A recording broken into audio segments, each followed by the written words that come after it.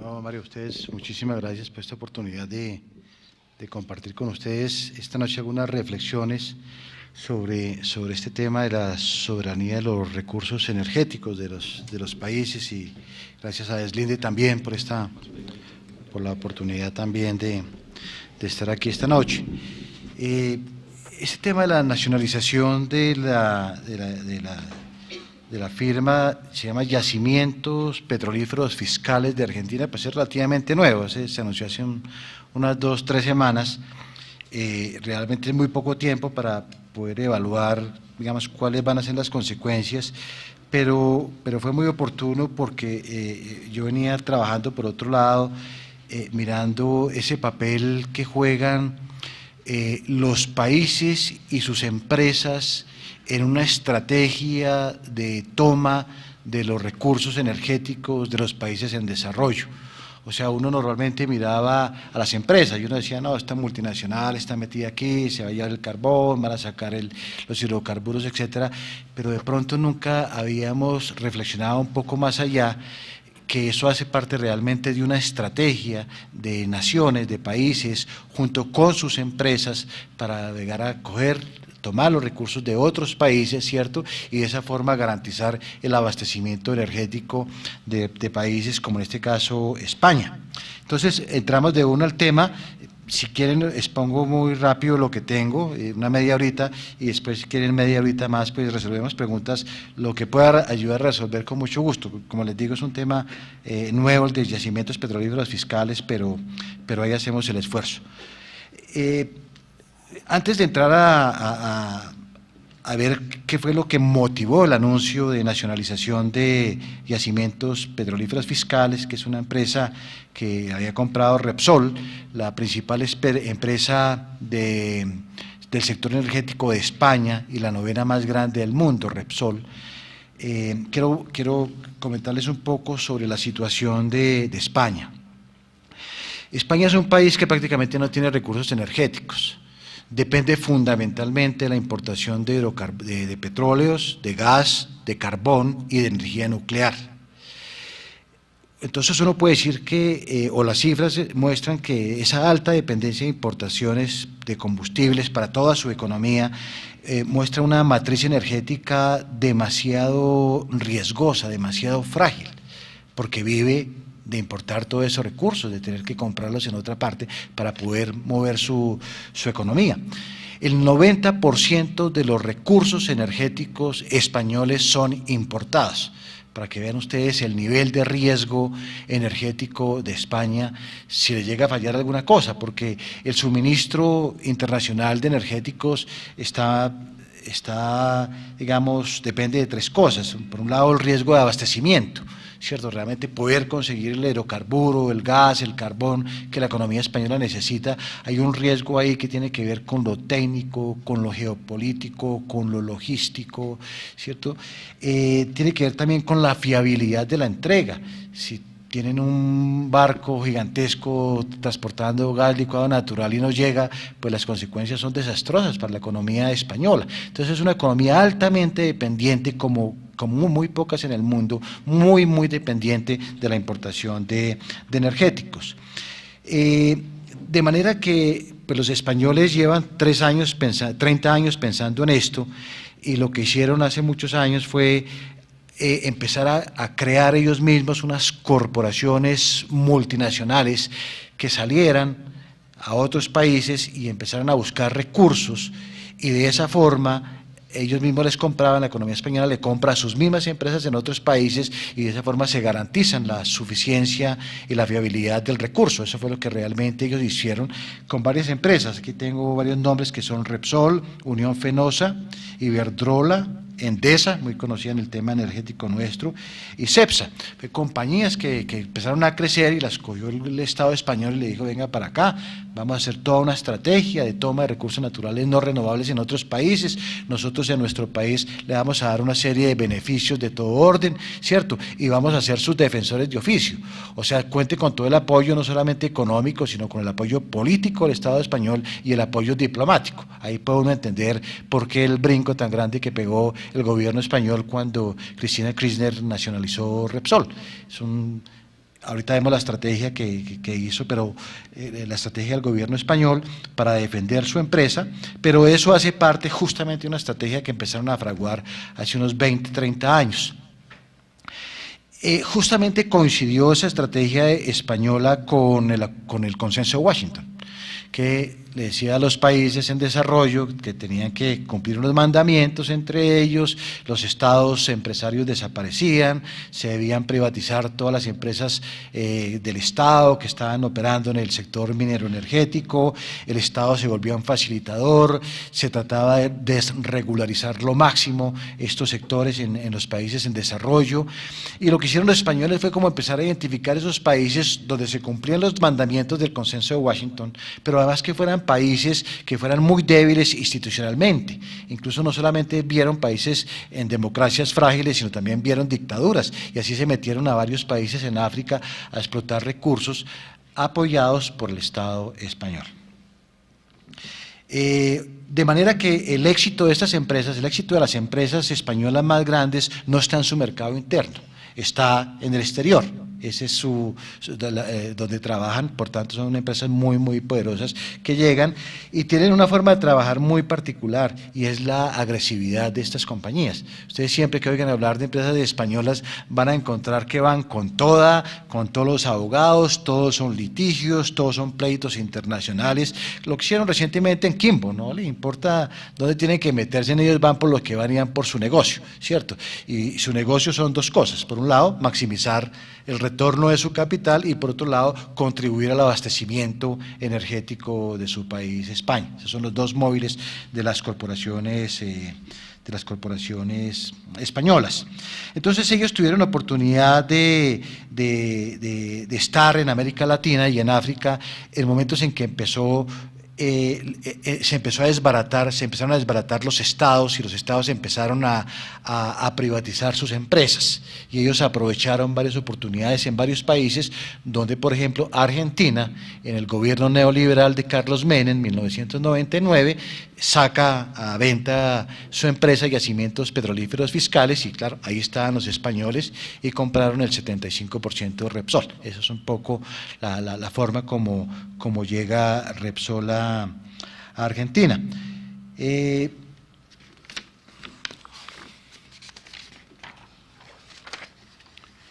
Bueno, tienen ellos una política, quiero leerles un parrafito muy cortico para que vean lo que significa esa alianza Estado-empresas y cómo salen a buscar los recursos por fuera. Hay una cosa que se llama el proyecto o el programa de desarrollo económico y social en África, y tienen una frasecita de Plan África que aplica perfectamente para América Latina. Dice: el gobierno español, consciente de las necesidades energéticas de nuestra economía, llevará a cabo las acciones adecuadas para apoyar la participación de empresas españolas en la explotación de los recursos de hidrocarburos de África de manera sostenible, beneficiosa para el desarrollo económico y social de África. Esa fue la forma como salió el gobierno español a apoyar sus empresas y empezar a tomar recursos naturales no renovables en los demás países. Después hacen exactamente lo mismo en América Latina. Eso viene acompañado de otra cosa que también es muy importante, porque esta estrategia no solamente es la estrategia española, muchísimos países del mundo hacen lo mismo, Estados Unidos hace lo mismo. Cada vez que en Colombia le pasa algo occidental, por ejemplo, Estados Unidos pega el brinco. El Plan Colombia, que nos vendieron a nosotros como el gran apoyo de la economía norteamericana a la lucha colombiana contra el narcotráfico, la verdad era que buena parte de los recursos que llegaban para el Plan Colombia eran recursos que se utilizaban en la protección del oleoducto Caño Limón de Occidental, porque ese era el oleoducto por donde se sacaba el crudo de Arauca y se exportaba directamente a los Estados Unidos. Y lo mismo hacen los franceses y los ingleses principalmente. Pero eso no venía solo. Además, como estos países eran también los que aportaban recursos a organizaciones como Banco Mundial, Fondo Monetario Internacional, etcétera, pues entonces no solamente llegaba el gobierno español, llegaban las empresas españolas, sino que además le prometían a los países recursos del Banco Mundial o del Fondo Monetario Internacional o de cualquier corporación de esas. De esa forma se explica que el Banco Mundial sea socio de algunos proyectos muy cuestionados en América Latina. Para no ir muy lejos, el Banco Mundial es socio o era socio de Greystar, la compañía canadiense que pretendía hacer minería en el páramo de Santurbán. igual es socio, tiene un aporte importante de capital en Yanacocha, en Perú, una de las minas que tienen problemas de cianuro y mercurio muy graves, y sin embargo está el Banco Mundial y uno se pregunta, pero ¿por qué hace el Banco Mundial ahí? Ese no hace oficio. Pero la razón es esa, es que estos países no llegaban solos, le decían a los gobiernos, y tranquilos, si mi empresa española entra y puede hacer esto, lo otro, yo le traigo aquí el Banco Mundial y ellos le prestan una plata, lo apoyan, etcétera. Fue una cosa que encontré dentro de la investigación, por qué el Banco Mundial estaba metido en proyectos productivos si esa no era su función. Bueno, vámonos un poquito a Argentina. Argentina en este momento pues atraviesa una coyuntura económica muy mala. Después de la crisis del neoliberalismo que les dejó Carlos Menem, privatizó las empresas, prácticamente esquilmó, como dicen en Buenos Aires, a los pensionados, devaluó la moneda hasta más no poder, la cambió, etcétera, y Argentina pues se ha ido recuperando, pero no se ha recuperado del todo. Lo cierto es que en los gobiernos de Kirchner, el esposo y la señora ahora, pues se han puesto, han tenido que tomar medidas muy drásticas. Si han seguido ustedes los medios de comunicación, han visto que en este momento hay quejas de muchos países del mundo por las barreras proteccionistas que está poniendo Argentina a la compra de productos y bienes, incluso de sus países vecinos.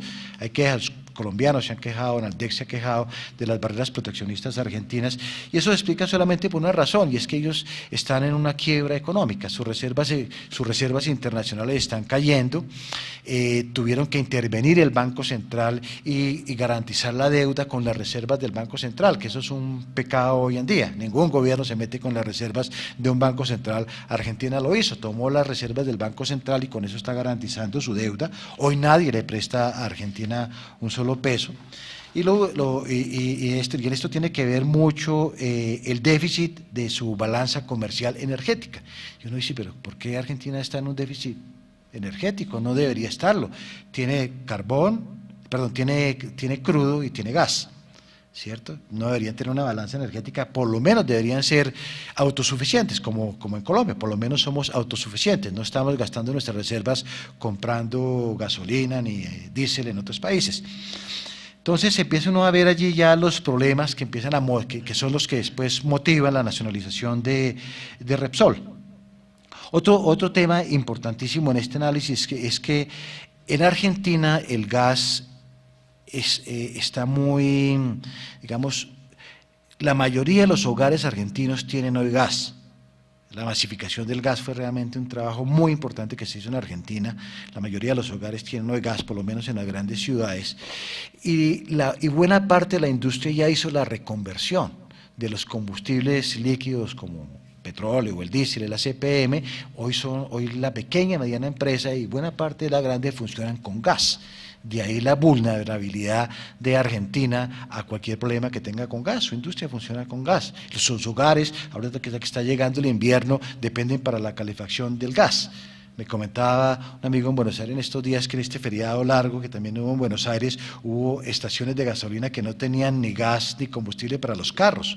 O sea, la cosa está llegando a tal nivel de dramatismo que incluso ya la gente le cortan el gas en las casas. Ya no pueden tener la calefacción en este periodo de invierno 24 horas, sino le llega gas 8 horas o 12 horas. Volvieron los cortes a Buenos Aires, por lo menos es de lo que me enteré.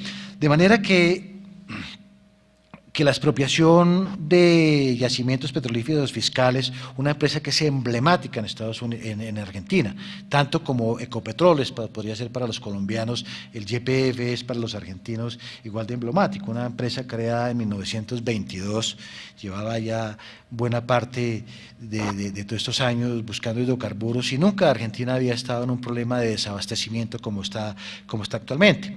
El asunto es 1999, señor Carlos Menem, que como buen alumno de la escuela, los Chicago Boys, siguiendo los mandamientos del consenso de Washington, pone en venta la empresa y obviamente ahí está Repsol y compra Repsol el 75% de esta compañía. Dentro del acuerdo que se tiene están unos compromisos de inversión, que ahorita les voy a mostrar cómo Repsol los incumplió. Entonces ellos han debido durante todos estos años hacer unas inversiones anuales, porque la idea era no solamente mantener el nivel de reservas que se tenían, sino aumentarlas. Pero Repsol lo que hizo en estos últimos 7 o 8 años fue que se repartían los dividendos todo el tiempo, cada año se repartían lo que ganaban, pero nunca hubo una provisión para inversiones. Eso fue lo que molestó y esa fue la gota que llenó el vaso al gobierno argentino y razón por la cual procedió a nacionalizarlo nuevamente. En el año 2008, otra fecha importante, Néstor Kirchner, se empieza ya a molestar con este tema y entonces empieza a exigirle a Repsol que él quiere volver a privatizar, a nacionalizar YPF. Ese cuento realmente lo empezó Kirchner en el 98 y en ese proceso de nacionalización le exige que una parte de Repsol, que Repsol venda una parte de sus intereses en la compañía a argentinos, quiere nacionalizar. Y Repsol hace dos cosas: coloca el 10% de las acciones en el mercado internacional, en la Bolsa de Nueva York, y le vende 25% a una de las familias más ricas de Argentina, que son los Skenazy, la familia Skenazy, las familias más poderosas argentinas. Le vende el 25% y le dice al señor Kirchner: listo, ya nacionalicé, mire, ahora los argentinos son dueños de Repsol y ese señor tiene el 25%. Eso fue un escándalo, me acuerdo muchísimo en Argentina, porque los Skenazy compraron el 25% de Repsol sin plata. Es muy curioso. Consiguió un crédito y pagó el 10% automáticamente y se comprometió a pagar el otro 15% con los dividendos que la compañía le pagaba. La semana pasada había un chiste en Buenos Aires de un periodista argentino que decía: así de esa forma yo puedo comprar hasta Coca-Cola, cualquiera consigue un crédito al 10% y el resto con utilidades y al final del día paga Coca-Cola. Así la familia Skenazy compró esta compañía. Hubo un rechazo grandísimo en Argentina a la forma como se había adquirido el 20%, a la burla en primer lugar de Repsol y en segundo lugar que la hayan vendido a esta familia, una de las familias más poderosas. Esa es una de las razones por las cuales hoy, si uno le pregunta a los argentinos si están de acuerdo con la nacionalización, la encuesta que se hizo es que 9 de cada 10 argentinos están de acuerdo con la nacionalización. Primero, es una empresa emblemática y segundo, están cansados de la burla de Repsol y están cansados de la forma como la familia Skenazy terminó con el 25% de Repsol. Desde diciembre ya el gobierno argentino había empezado a cantarle a Repsol que iban a nacionalizar la compañía. Por las cifras, ya les voy a mostrar una presentación que fue la presentación que hizo Cristina Kirchner en público una noche por televisión para expresarle a los argentinos por qué iba a nacionalizar a Repsol. Entonces allí pues uno mueve, bueno, vamos a verla de una vez si quieren para no hablarles más carreta. ¿Qué es lo que hago, Mario? Chun aquí, y la... duplicar. Entonces esta es la presentación oficial que el día que el gobierno argentino anunció la nacionalización de Repsol, la presidenta salió por televisión y les hizo esta presentación a todos los argentinos. Gracias, Mario. ¿Esto cómo va a ser? Bueno, aquí en primer lugar la señora entonces dice: este fue un problema que nos metió un gobierno neoliberal, no menciona a quién, obviamente fue Carlos Menem en el 99, ¿cierto? Y aquí empieza ya a mostrar ella cifras. Entonces, lo primero que está haciendo es mostrando cómo ella y su esposo lograron estabilizar la economía después del desastre en que la había dejado Menem, que muestra cómo las reservas internacionales habían aumentado. Después muestra pues la importancia de los hidrocarburos para el perfil exportador de su país, porque Argentina es un país pues con una canasta exportadora muy importante y obviamente cualquier caída en el abastecimiento de gas, sobre todo, pues le había pegado muy duro a sus exportaciones. Aquí dice algo que quiero que lo tengamos en cuenta para el final, voy a leerlo, qué pena. Dice: para garantizar el crecimiento económico con perfil industrial que se verificó desde el año 2003, es necesario asegurar la disponibilidad de recursos estratégicos para sostener la expansión de la producción. Los hidrocarburos, particularmente el petróleo y el gas, son recursos imprescindibles para el desarrollo. Fíjense ustedes, aquí hay algo muy curioso, que lo mismo que estaban pensando los españoles, lo están pensando los argentinos. Recuerdan lo que les comenté al principio, su política de autoabastecimiento era básicamente lo mismo. Nosotros sin el gas y sin el petróleo, España sin el petróleo y sin el gas no es absolutamente nada, es un país en desarrollo.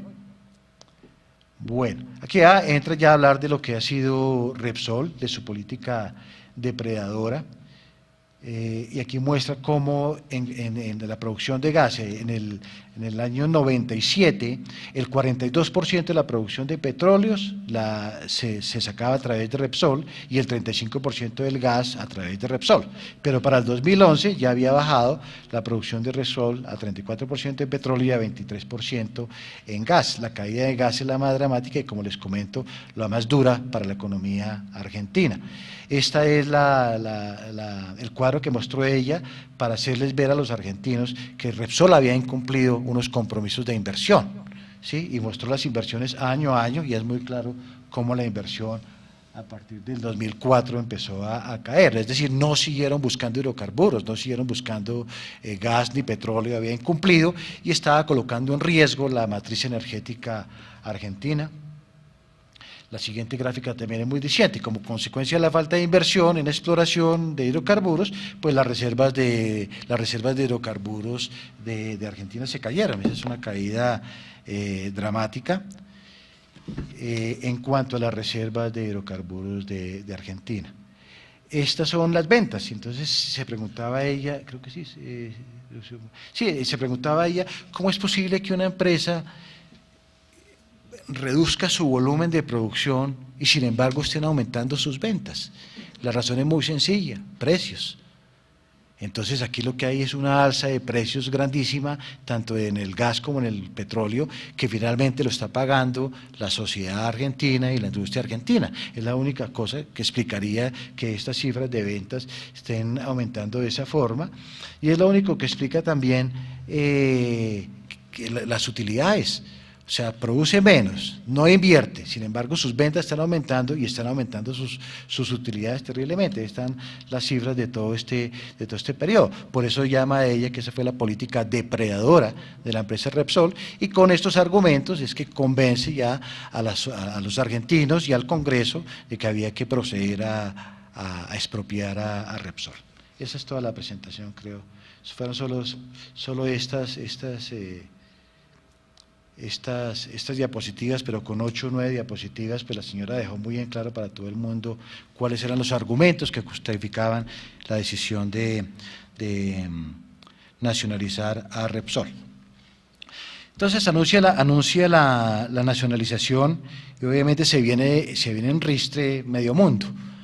Entonces, lo primero que hacen los Repsol es decir, no señor, nosotros sí hemos invertido, las cifras no nos coinciden, pero no se preocupe, doctora Cristina, este año sí vamos a invertir 3.500 millones de dólares, este año sí vamos a empezar a buscar gas, vamos a solucionar los problemas, hablemos, no nos expropie, déjenos acá. Y el argumento es que muy cerca de donde ellos están hay otro mega yacimiento que se llama Vacas Muertas, que están todavía en fase de exploración, pero podría ser uno de los campos más grandes de petróleo y gas que se hayan descubierto últimamente en el mundo. Se llama Vacas Muertas, está entre las provincias de Neuquén y Mendoza, está muy cerca de donde está Repsol, y pues obviamente Repsol estaría muy interesado en poder tener acceso a ese megaproyecto. Sin embargo, el gobierno argentino insiste en la nacionalización, reacciona el gobierno español con un montón de amenazas, ¿no? Incluso las tomé porque me parecían pues, de muy mal gusto, un gobierno, ¿no? Entonces, lo primero le dicen, la decisión de Argentina siembra un mal precedente para las otras empresas que piensen invertir en América Latina. Mariano Rajoy. ¿Cierto? Entonces fíjense cómo empiezan a manejar la información, ¿no? Entonces su decisión va a afectar la región, porque es un pésimo precedente para invertir en América Latina. Oye, ¿y por qué metió a los demás países? Peleé con Argentina, ¿qué es el problema? ¿Qué tenemos que ver nosotros? El único que se comió el anzuelo fue el presidente Santos, no sé si recuerden que salió a decir por todos lados que en Colombia no se expropia. A pesar no era cierto, sí ha habido unos casos de expropiación en Colombia, pero en segundo lugar ratificó por qué somos el Caín de América. ¿Ustedes saben por qué somos el Caín de América? El único país que no apoyó a Argentina en la guerra de las Malvinas. el único país que le sacó el cuerpo a Argentina en esa época, pero bueno, tuvimos una oportunidad de ratificar porque somos el Caín de América. El Fondo Monetario tomó también partido. El Fondo Monetario tenía en esa época, por esos días, una reunión con Argentina justamente para estudiar un nuevo crédito, canceló la reunión con el gobierno argentino. Y Argentina empezó a utilizar pues sus vías diplomáticas por todos lados, comerciales, industriales. Le planteó a la Unión Europea que se hiciera una negociación de un tratado de libre comercio con Mercosur, excluyendo a Argentina, por ejemplo. El Parlamento le propuso al Parlamento Europeo también suspender unas ventajas arancelarias que Argentina tiene en Europa.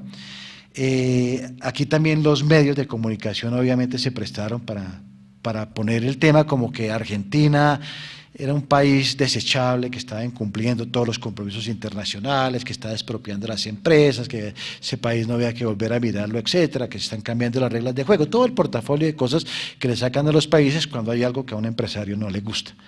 Esos son los temas que se manejaron a nivel de gobiernos, de empresas y de los gobiernos, de la Unión Europea, en este caso de los organismos multilaterales, Banco Mundial, Fondo Monetario, hicieron comentarios parecidos. Entonces, Cristina Kirchner presentó el proyecto al Congreso, fue aprobado casi por mayoría en Senado y hoy en este momento deben estar discutiéndolo en la Cámara. Pero hasta ayer tenía el beneplácito más grande, incluso Carlos Menem, que fue el señor que expropió a YPF, ahora es senador de la República y estaba diciendo que apoyaba la nacionalización, Carlos Menem. Entonces hay un ambiente muy grande dentro del Congreso para apoyar esta decisión del gobierno argentino. Y en el entretanto, ¿qué pasó? Que nuestro amigo Evo Morales también se salió con la suya. No sé si ustedes vieron el anuncio que él hizo durante el 1 de mayo, durante la Marcha de los Trabajadores, que también expropió una empresa española, la Red Eléctrica Española. La Red Eléctrica Española, y por la misma razón además, la Red Eléctrica Española es una empresa una filial de Endesa. Aquí también sufrimos de Endesa, que no podemos decir que vivimos con Endesa, sino sufrimos de Endesa. Y esta empresa tiene el monopolio de la red de alta en Buenos Aires, en Bolivia, monopolio de la red de alta. Y obviamente por temas de negocios no les interesa llevar la energía a poblaciones que quedan muy alejadas, eso no es negocio. A ellos les interesa vender energía en las ciudades porque tienen los clientes ahí todos, y entonces no necesitan hacer tendidos de kilómetros y kilómetros, sino tienen su mercado cautivo en las ciudades, etcétera. Y el gobierno boliviano sí tenía un proyecto desde hace un buen tiempo de construir una red eléctrica que le diera más fiabilidad a la red de energía en Bolivia, y tenía un plan para unir 9 provincias. No lo había podido hacer porque esta compañía justamente se había puesto. Entonces ya a Evo Morales, en vista que no había, imagínense ustedes, 81 millones de dólares invirtió en 16 años. Eso es un chiste, yo creo que eso es lo que se gastan en almuerzos Repsol en un año, ¿no? Había invertido 81 millones de dólares de 2 años y no había sido capaz de extender la red y de interconectarla. Entonces simplemente los expropia el 1 de mayo, hace ese anuncio y bueno, todo el mundo ahora contra Evo, aunque la diferencia un poquito entre Evo y lo que pasó en Argentina es que Evo sí de frente dijo que iba a compensar la empresa, es decir, le va a pagar a la compañía lo que cueste la indemnización. En Argentina están en un problema todavía porque el gobierno argentino dice que lo va a indemnizar, pero después de ver los balances, que el gobierno argentino no se va a apoyar en mercados especulativos bursátiles para ver a cómo están las acciones y le paga, sino que quiere ver primero cuáles son los activos y cuáles son los pasivos, y por ahí está circulando un cuadro en estos días donde los pasivos de esta empresa son como de 8.600 millones de dólares versus unos activos de la mitad. O sea, es una empresa que estaba quebrada hace un buen tiempo, pero sin embargo están pidiendo 10.000 millones de dólares como indemnización por la expropiación de la compañía. Esta compañía Repsol ya recuperó lo que invirtió, lo recuperó con el 25% que le vendió a la familia Eskenazi, con las utilidades que han tenido del 99 a la fecha y con el 10% de las acciones que colocó en el mercado de Nueva York. O sea, ellos ya se pagaron su inversión. Todo lo que hagan de aquí para adelante es ganancia adicional. Bueno, pero entonces ahí empezamos a ver otra cosa que pasó en Bolivia también muy interesante.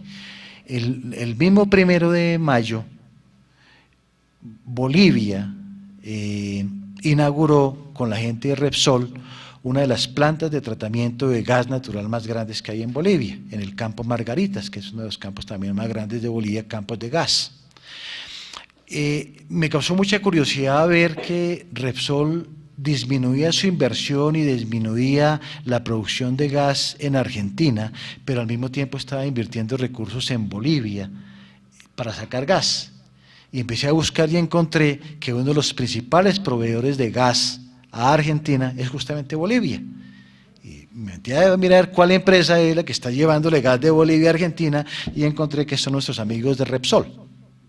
Entonces, el tema es que como en Argentina en este momento los precios del gas son precios controlados por el Estado, pues para los Repsol no es negocio trabajar en una economía donde los precios no dependen de la oferta y la demanda, lo que equivale a decir que dependen del precio que las empresas pongan, ¿cierto? Y en Buenos Aires el gas es más barato, se saca más fácil, entonces simplemente lo que hizo Repsol fue meterle más recursos de inversión a Bolivia, sacar adelante su proyecto, inauguraron la planta el fin de semana y ellos son los que están llevando gas a Bolivia.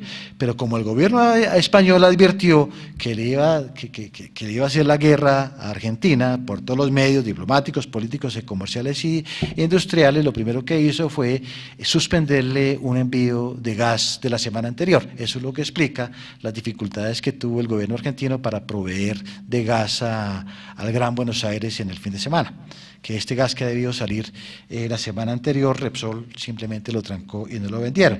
Pero es un poco para que vean ustedes cómo en este mundo globalizado todo es un ajedrez, ¿no es cierto? Entonces, si aquel me pone eso, entonces yo me voy a este y yo lo voy a fregar por el lado del gas boliviano y se va a tener que arrollarme y comprarle gas boliviano, como sea, y allá sí gano más plata, etcétera. Pero todo es un ajedrez en este mundo globalizado y todo es una estrategia muy, muy bien planeada. Hasta aquí el recuento, eso era un poco, quería como extender la cancha y que todos tuviéramos la misma información, porque entonces aquí quisiera ya empezar a dejarles algunas reflexiones. Y es que todo el debate que se ha dado, todo lo que han salido de los medios, hay decenas de columnas en periódicos de todos lados, ¿cierto? Pero uno no encuentra que se haya llegado al fondo del tema.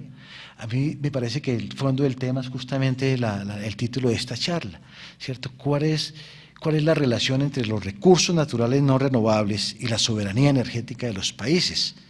¿Cierto? Y aquí lo que vemos muy claramente es que por una estrategia neoliberal lo que terminó pasando, y ya no hablemos de Argentina, ni hablemos de España, ni de YPF, ni de Repsol, hablemos de América Latina en general, porque el patrón es muy similar en todos lados, ¿cierto? Lo que se terminó haciendo justamente en ese año, en esa década en que se empezó a privatizar todo, fue que simplemente entregarle los recursos a unas empresas multinacionales que tenían afán de lucro, que tenían compromisos con sus gobiernos de entregarles energéticos para sus matrices energéticas, ¿cierto? Para mantener el autoabastecimiento, y que en la contraparte del otro lado significaba era que simplemente los países teniendo sus recursos los habían entregado mediante contratos a empresas multinacionales y habían perdido no solamente el control en el manejo de esos recursos, sino que estaban perdiendo gradualmente su autosostenibilidad. Entonces llegamos a un punto que es increíble. Argentina tiene el gas y lo tiene ahí guardado, está en el subsuelo, pero no lo puede utilizar para satisfacer las necesidades de sus ciudadanos y de su industria, porque ya se los entregó a un particular que tiene otros intereses. Ahí ya no importa, para Repsol ya no importaba sus compromisos firmados en el 99 con Menem, sino a esto les importaba era maximizar la utilidad y cumplirle al gobierno español en la medida que tenía que entregarle crudo a España. El 53% del biodiesel que entra a España es biodiesel que viene de Argentina. Ese era el papel de Repsol, sacar crudo para entregárselo al gobierno argentino, para las necesidades argentinas, y sacar crudo que lo mezclan allá mismo con soya que se produce en Argentina, producen un biodiesel y ese biodiesel es el que se importa en España. Esa es la telaraña. Pero vuelvo a mi tema, lo que terminamos haciendo en la década de los 90 fue entregando la soberanía de los países y el control sobre sus recursos naturales no renovables. Y esto mismo pasó en toda América Latina con dos excepciones. Chile. Chile con su empresa Codelco sigue siendo dueña más o menos del 55-58% de todo el cobre que se produce en Chile y es una empresa pública. ¿Correcto? Y Petrobras, que tampoco se comió el cuento de que todas las empresas públicas son corruptas, por tanto hay que nacionalizarlas, y la única forma como son eficientes es en manos del sector privado. Petrobras, los brasileños no se comieron ese cuento, y fueron más inteligentes. Nosotros tenemos una empresa que se llama Petrobras, necesitamos recursos, entonces lo que hicieron fue salieron y vendieron acciones. Y hoy con una participación minoritaria en Petrobras, ¿cierto? Pero todas sus acciones tienen derecho a voto. Entonces, como los demás son miles de propietarios dispersos, el que tiene el manejo de la empresa es Petrobras. Fueron los inteligentes del paseo y tienen hoy una de las empresas petroleras más poderosas del mundo. Creo que si no estoy mal es como la tercera o la cuarta, después de Shell y las de las grandes ligas, pero ya está muy arriba Petrobras, con un trabajo impresionante. Estuve leyendo este fin de semana sobre lo que hizo Argentina, lo que hizo Brasil con su crudo y es realmente impresionante. Buena parte de las utilidades de Petrobras se iban a ciencia, tecnología e innovación. Durante 30 años le metieron todos los años plata al desarrollo de su propia industria. Y hoy Brasil es el líder en la exploración en mar abierto. Nadie tiene las plataformas, nadie tiene la infraestructura capaz de explorar a esas profundidades como lo hacen los brasileños. Esa que fue explorar el mar abierto, que fue patrimonio de los británicos en el Mar del Norte, hoy la tienen los brasileños, con toda la tecnología del mundo. Ni siquiera compraron los motores, las fabricaron ellos mismos, toda la tecnología, los sistemas de monitoreo, los taladros, todo lo hicieron los brasileños y hoy, 30 años después de haber arrancado esa política, hoy tienen una de las empresas más poderosas del mundo, con otra cosa, con algo adicional, que no lo tienen la mayoría de los países, y es que ellos planifican cuál es el consumo, cuáles son las necesidades de su país antes de definir cuánto se va a exportar. Caso contrario en Colombia, ustedes ven al ministro Mauricio Cárdenas por toda parte diciendo ya casi llegamos al 1.000.000 de barriles. Es la frase más estúpida que he oído en mi vida. Que estamos en 980.000, ya casi vamos, y por Twitter lo revienta uno todo el día, ya casi llegamos al 1.000.000 de barriles diarios. Hombre, no sea tonto, ese señor se ha preguntado qué va a pasar en 6 años y medio cuando el país pierda el autoabastecimiento energético, porque las reservas de crudo que hoy tenemos alcanzan para 6 años y medio, nos dicen que 10, pero no, son 6 años y medio, pero además no todos están en manos de Ecopetrol, están en manos de compañías, porque además, un pequeño paréntesis aquí, la calidad de la inversión extranjera en el sector mineroenergético cambió. De las grandes compañías mineroenergéticas que conocimos hace muchos años, British Petroleum, Shell, Total, Triton, sí, que uno puede pensar lo que quiera de ellas, pero eran empresas que venían trabajando en su sector 50, 100 años atrás y tienen su experiencia grandísima. Hoy lo que tenemos son especuladores canadienses y venezolanos apropiándose de recursos nuestros. Y cuando quieran les cuento un poquito de Pacífico y Rubiales, quiénes son, de dónde vienen y con quién se asociaron, para que vean en manos de quién están nuestros recursos más importantes hoy de hidrocarburos del país. Entonces, ya aquí empiezo a terminar porque quiero dejar un rato para preguntas. La gran pregunta que surge a partir de lo que pasó en Chile, en Argentina y en Bolivia es en manos de quién están nuestros recursos. Los entregamos durante todo este periodo a multinacionales, hambrientas de utilidades, que tienen compromisos con sus propios gobiernos, ¿cierto? Y allí perdimos el control. Entonces, ¿qué va a pasar mañana cuando necesitemos carbón para mover, por ejemplo, alguna de nuestras termoeléctricas? Que va a tocar comprárselo a Cerrejón a precios internacionales, porque además eso queda en los contratos, que va a vivir muy claramente establecido, por ejemplo, en petróleo, en los viejos contratos, que el día que el país necesite esos recursos que están concesionados a estas multinacionales, el país se los compra, pero se los compra a precios internacionales. Hicimos el papel del bobo. Entonces, allí hay varias lecciones que uno puede empezar a sacar. Primero, es la importancia de una empresa pública, como está en Ecopetrol, para minería. porque hoy todos nuestros minerales están en manos del sector privado y la mayoría de ellos en multinacionales. Empresas como Anglo Gold Ashanti y Mineros Nacionales tienen cerca de 800 títulos de los 5.000 títulos mineros que hay en el país, ¿cierto? Y los tienen casi todos en oro, en un sector altamente especulativo, en un sector altamente contaminante, con usos de mercurio, cianuro, que además no les importa dónde puedan llegar. O sea, si no es por una gran inconformidad social de los últimos 2 años, Greystar estaba metido en Santurbán sacando oro.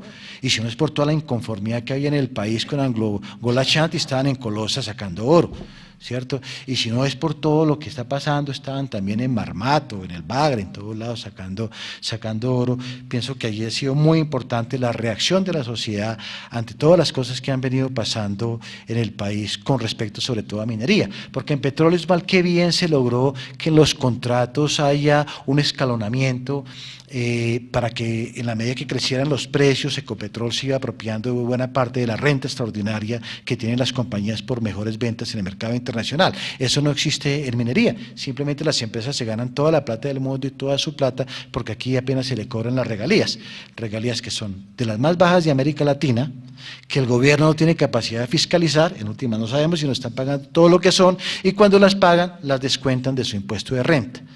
Porque alguien muy gracioso en la DIAN en el 2005 expidió un concepto al que estaba hablando Mario por debajo de la mesa diciendo que las regalías son un costo para las empresas y que los costos pueden ser deducibles de esos impuestos. Entonces estamos haciendo el papel del bobo. Por un lado nos pagan las regalías y por otro lado le estamos devolviendo por vía de impuestos, por vía de deducción de impuestos. Entonces, fundamental para el país, una empresa pública en el sector minero, fundamental para el país modificar radicalmente la política minera, expresada en la Ley 685, Código de Minas. La semana pasada en el Foro Nacional Ambiental comentaba que ese código minero lo hicieron abogados que trabajaban con multinacionales y por tanto es un código que favorece enormemente la inversión, sobre todo la inversión de los grandes, no así de los pequeños. Allí hay un principio que se llama primero en el tiempo, primero en el derecho, que es un exabrupto jurídico en cualquier parte del mundo. Yo pregunto en otros países si allá pueden llegar a pedir un título minero como en Colombia, no, le ponen 50 requisitos. Aquí simplemente alguien que por accidente pase por la Ingiominas frente a la 53 quiere un título y el área está libre, le entregan un título. Entonces, el día que hagan público el catastro minero, creo que vamos a tener varias sorpresas. En esa oportunidad, la semana pasada en el Foro Nacional Ambiental propuse que el Código Minero se debe limitar a reglamentar lo minero. Porque si ustedes miran el Código Minero, la Ley 685 del 2001, van a encontrar que allí los mineros se sobrelimitaron y se fueron a otras ramas del sector público y se aseguraron, se blindaron. Entonces uno no entiende por qué un código minero como este se dictó ellos mismos sus normas ambientales, se dictó sus normas tributarias y se dictó sus propias normas sobre el ordenamiento territorial cuando dijo que la minería, por ser de interés nacional, entonces está por encima de los planes de ordenamiento que hagan los municipios o que hagan los departamentos. Entonces ustedes se encuentran en ese Código de Minas que se extralimitó en sus funciones, se sobrepasó de lo minero y entonces se metió sobre la ley 99, sobre manejo de etnias, sobre consultas públicas, etcétera. Entonces yo creo que si iba a haber un llamado de la sociedad, de nosotros, los titulares de los recursos naturales no renovables del país, es que cambiemos la política minera, que tiene que ser una política minera que se base en el interés general de la nación, no en el interés particular de las compañías mineras, que tiene que responder a criterios de planificación, que tiene que ser constitucional, porque es que hasta eso, si ustedes miran la Constitución Nacional, van a encontrarse allí con 4 artículos que tienen que ver con la política mineroenergética. Primero, le ordena que la explotación de los recursos deben ser de una forma planificada. Aquí no hay ninguna planificación, van y entregan un título y el tipo arranca a trabajar y hacer lo que quiere, nadie lo fiscaliza, el tipo verá si produce, si no produce, si exporta, no exporta, pero no están mirando cuáles son las necesidades de la economía, eso no lo estamos viendo. Eso es la cosa más caótica, la decisión de un empresario frente al conjunto de la sociedad. Cada uno decide lo que hace y ya no hay ningún orden. Luego ahí ya estamos incumpliendo con un mandato de la Constitución. Hay otro artículo que le dice a uno que la explotación debe ser llevada a cabo de una forma racional. Yo no conozco nada más irracional que la exploración minera. Otra norma dice que la extracción de la minería debe hacerse de manera sostenible, en armonía con el medio ambiente. Yo no he conocido todavía la minera y creo que conozco casi todas, desde Cerrejón para abajo, que pueda ser compatible, porque ahí hay un debate. Entonces ellos dicen que su minería es sostenible, pero pongámonos de acuerdo en qué significa sostenible, ¿sí? Porque sostenible para él es que entonces abrió un hueco, nos van a dejar ese hueco, además el de Cerrejón, no lo van a cerrar, pero van a sembrar unos arbolitos alrededor. Eso es ser sostenible, yo no creo. O sea, después de abrir un hueco, el hueco más grande, de la mina de cielo abierto más grande del mundo, que es Cerrejón, ¿cierto? Que nos digan que eso es minería sostenible, que van a mover el río Ranchería, mirar el departamento del Cesar, donde el río Calenturita lo han movido 5 veces, de departamentos donde hay el mayor índice de desplazamiento de poblaciones locales por razones de minería, donde nunca se aparece una corporación, nunca llega el Ministerio de Ambiente a mirar, 2 veces por año mandan a un funcionario de Geominas a verificar, y entonces allá lo emborrachan, lo llevan en el carro a dar una vueltica y listo, no hay problema. Hombre, si eso es sostenible, yo creo que estamos un poco mal. Y el último mandato constitucional es que prácticamente la renta que se obtenga por la extracción de los recursos debe ser invertidos en el mejoramiento de la calidad de vida de los colombianos. Me gustaría invitarlos a ver un artículo que está en mi página www.colombia.medio.com, un artículo del profesor Guillermo Rudas, expuesto la semana pasada en el Foro Nacional Ambiental. Guillermo cogió 4 indicadores: necesidades básicas insatisfechas, mortalidad infantil, salubridad y analfabetismo, creo, 4 variables. Y las miró cómo se comportaban en municipios mineros, esas 4 variables, y las comparó con otros municipios no mineros. Entonces, a lo que nosotros nos han dicho siempre, lo que nos dicen es que la minería genera progreso y desarrollo, y pues genera bienestar. Venga, lo miramos, y miremoslo con las mismas cifras oficiales. Esas no son unas cifras ni de las FARC, ni de la Unión Soviética, nadie se las inventó, son las mismas cifras del DANE. Venga, miramos las cifras del DANE. Y entonces Guillermo cogió las cifras del DANE y llegó a la conclusión categórica, que hoy no hay ningún municipio minero del país que por efectos de la minería esté hoy mejor que antes. Por el contrario, están peor examinando esas 4 variables, ¿cierto? Antioquia, que uno pensaba que había algunos municipios que podían haber progresado, porque también hay una diferencia muy grande cuando es una minería de enclave a una pequeña y mediana minería. Uno pensaba que una pequeña y mediana minería pues la hacen pobladores de esas mismas poblaciones, de esas mismas ciudades, y que pues la plática que recogen se la gastan ahí mismo y generan de alguna forma una dinámica económica y comercial, ¿cierto? En cambio los enclaves no funcionan así, simplemente funciona como un apartheid, está completamente cerrado, escasamente abren las puertas para que entren y salgan los trabajadores, y el tren sale todos los días con carbón. O sea, ahí no hay ningún encadenamiento ni hacia adelante ni hacia atrás. FEDesarrollo, una de las cosas más conservadoras en investigación, dijo recientemente que el único encadenamiento de la gran minería es con el sector financiero. Háganme el favor, los negocios quedan con los bancos porque le guardan la plática para pagarle a los trabajadores y para comprar algunos bienes y servicios en Guajira o en el departamento del Cesar.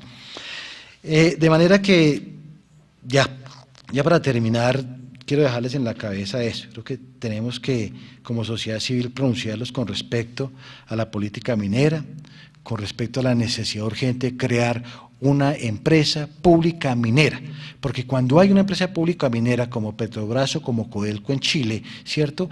El government take, que es lo que al Estado le queda por regalías y por impuestos, pues obviamente se mejora. Las empresas pagan muy poco, las empresas mineras pagan muy poco, pero cuando un gobierno tiene una empresa pública, se mejora el ingreso de los estados por la explotación de los recursos, y además tiene el control.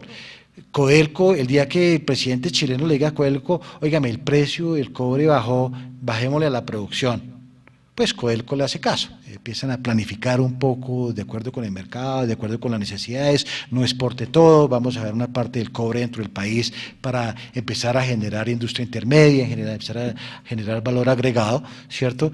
Pero hoy no se hace, como le digo, el 100% de la minería del país está en manos del sector privado, el 90 o 85-90% de ello en manos de las grandes compañías mineras. Tenemos que hacer reformas dramáticas también en el estatuto tributario. Lo que Guillermo ha encontrado, lo que he encontrado es que realmente lo que paga más, pagamos más los trabajadores independientes que por derecha nos retienen el 11% sin derecho a pataleo, que el 7.5% que al final del día es la tasa de tributación efectiva de las compañías de carbón de este país como consecuencia de todos los beneficios tributarios y no tributarios que estas compañías tienen. Los últimos 6 años de Uribe fueron realmente dramáticos para este país. Lo que se les entregó a estas compañías, pues no se los dan en ninguna parte del mundo. Yo a veces digo que estas compañías llegan al país no porque tengamos muchos minerales, vienen porque es que aquí traen 10 pesos y se devuelven con 17, con 18, recuperan al otro día la inversión y al 5.º año para arriba todo es utilidad, ¿cierto? Y aún así vienen y nos dicen que son empresas de alto riesgo, empresas donde el Estado además gasta recursos. Por ejemplo, Drummond en el departamento de Cesar tiene 4 unidades militares dentro de su título minero. Cuando lo atracan aquí saliendo a la esquina, no hay ninguna seguridad, hombre.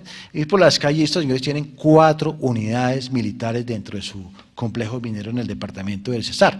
Las petroleras la tienen, ¿cierto? Entonces uno dice, oye, ¿y esos recursos de mantenimiento de estos señores qué? ¿Quién está pagando, quién está aportando para pagar la fuerza militar del país? No sé si estos señores den plata, están dando plata, no. Entonces, termino diciendo simplemente, como consecuencia de esa misma política en Argentina, que es la misma en la que nosotros vamos, en unos años vamos a estar en el mismo lío, un país desabastecido y un país rico en recursos, pero no vamos a tener el control de ellos, simplemente porque el Estado los concesionó, y en este país, primero que todo, hay que quitarnos el sombrero frente a las multinacionales, que las necesidades del país, que se solucione como pueda. Esa no es la prioridad del gobierno, es una prioridad rentística, que le generen impuestos, que le generen regalías, y que esas empresas puedan seguir sacando los recursos como quieran.